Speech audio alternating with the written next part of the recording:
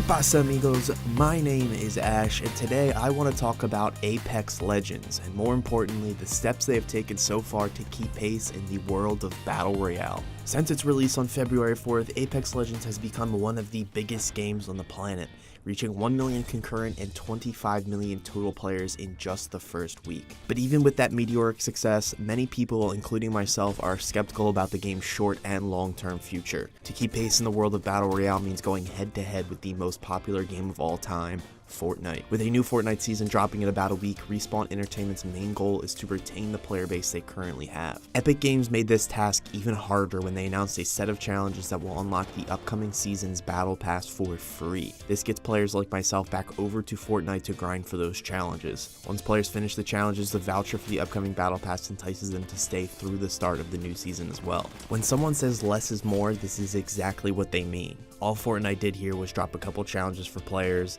and added a mouth-watering reward at their completion, and the small move will most certainly get players to switch back and stay on FORTNITE for the new upcoming season. This move and many others are a direct response by Epic Games to Apex Legends' massive success. They knew they needed to make a bold move and fast. I didn't expect anything less from Epic Games, as over the last couple years they have proved to be among the best developers in the world. The real question now is, how will Respawn react to this subtle but strong move by Epic Games? Respawn started by releasing an update on the 19th that started to address a number of issues. The first being a major game crash issue that was plaguing players on Xbox One and PS4. Like we talked about in our last Apex video, working out the kinks of the game and optimizing the experience right away would be crucial for Apex Legends' continued success. While I said I thought no additional content would be added until that was accomplished, I was proven wrong in a small way when Apex received a brand new gun named Havoc. The Havoc is the second energy weapon in Apex and is very similar to the Devotion. It is an assault rifle-like weapon that has the same charge-up mechanic as the Devotion and can use the same attachments as the Devotion as well, with the exception that the Havoc can use an attachment that turns the gun into a laser rifle. While both of these game updates are small, it signifies the first step in the right direction for Respawn and Apex Legends. With that being said, Apex has made some big moves in the first couple weeks after launch, starting with the addition of tournaments that got the Twitch community involved. The first major tournament was the Twitch Rivals tournament, which was a 2-week event and featured prizes totaling $200,000. Code Red and Dr. Disrespect already hosted their own Apex Legends tournament, which further involved the Twitch and gaming community as a whole. Like we saw with FORTNITE, these tournaments get viewers watching the game, and ultimately those viewers play the game themselves. In addition, the more streamers and viewers are focused on Apex, the less people are thinking about playing FORTNITE. Respawn even doubled down on the Twitch front by partnering with Twitch Prime to bring rewards to players who are members of the Twitch Prime service. The rewards feature an exclusive character skin as well as 5 free Apex packs. So far, Respawn is pushing all of the right buttons for Apex, and if they want to continue to see the player base grow, they must continue to do so,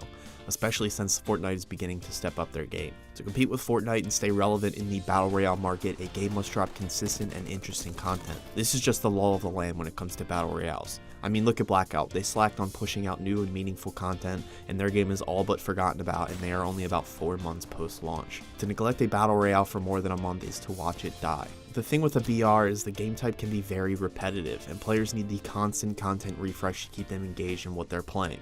Apex is off to a nice start, but longer and more consistent updates will have to start flowing in the next couple weeks for the game to retain and grow their player base. Like I've said 3 times already, this is especially true because of what FORTNITE have going on right now and in the near future.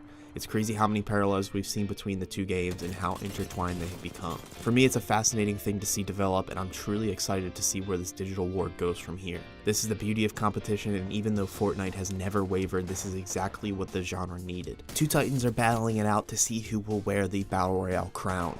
This fierce competition will make for some good drama, but more importantly, it will push both companies to make increasingly great content at an ever-increasing pace. So the question at the moment is, what can Apex do in the current situation to keep pace with FORTNITE? Like we said, they're going to have to fully optimize their game and do it quickly, and from my experience so far, they have done so. The other major factor is the content.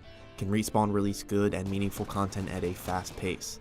I believe they can and will, starting with the addition of a new gun. I believe they will start to unleash a flurry of new DLC in the coming weeks. As for the stuff I would like to personally see added, I would start with some new equipment and guns. The equipment side of the game is a bit lacking in my opinion, and that is most likely due to the class system, but I still believe there is some room for addition and improvement in that area. Another significant addition would be a Battle Pass type feature, which would give players an additional reason to play outside of the one Apex pack you receive for leveling up. This isn't a pressing issue for the game, as their in-game shop and customization system is pretty solid. Finally, the addition addition of new game modes featuring duos, solos, and some fun alternative game modes would be a great new feature that would bring a fresh feeling to the game. And those are some of the additions I didn't talk about in my last Apex video. If you want to check that out, I will leave a link in the description below. In that video, I talked about what Apex can do to survive in the brutal world that is the Battle Royale genre, including a few content dilemmas that remain unsolved. For example, is it best for Apex to create entirely new maps, or should they add or subtract from the one map that they currently have?